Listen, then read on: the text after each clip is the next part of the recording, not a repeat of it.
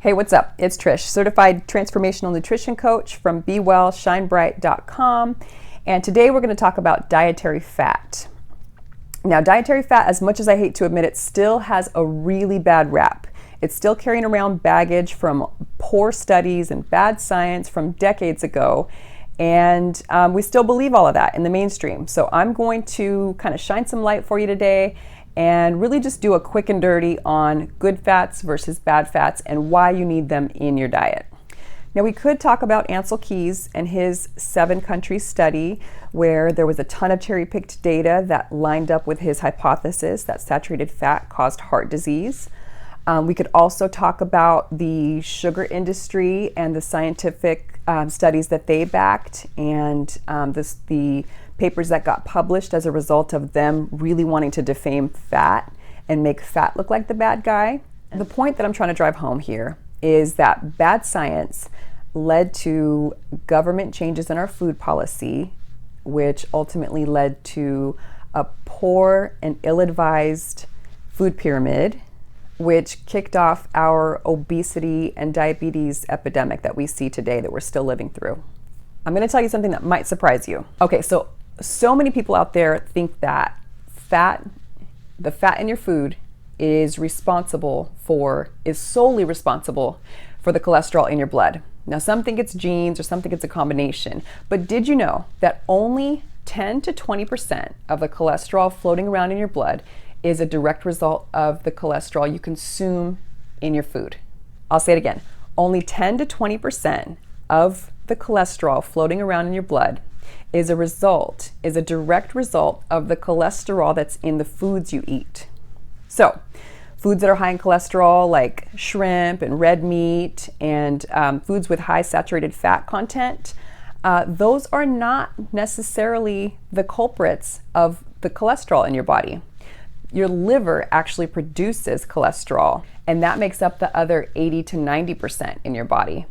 And a diet in highly processed, refined carbohydrates will translate to your liver producing bad cholesterol. So the LDL and the VLDL, the very low density lipoprotein, those actually come from sugar. So to really, really oversimplify that statement, diets high in sugar and refined carbs will actually have more of an impact on bad cholesterol than a diet high in fat. Okay, so here's the big takeaway for today.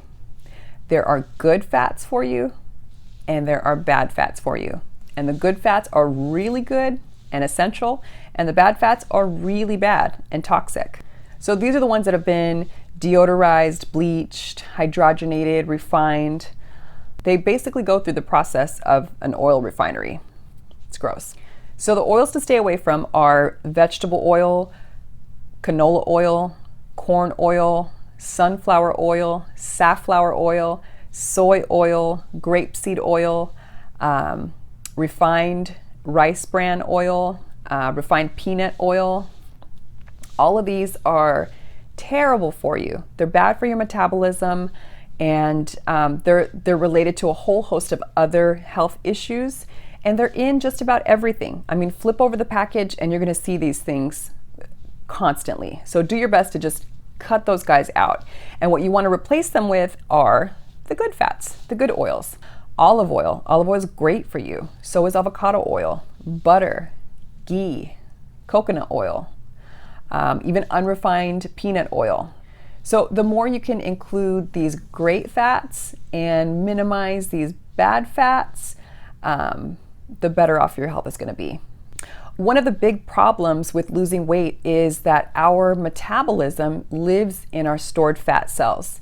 And when our stored fat is made up of these hydrogenated, refined, really toxic oils, our bodies really aren't able to harness that as energy and utilize it. Dr. Kate Shanahan has a great book on this. It's called Fix Your Fat Burn, I think.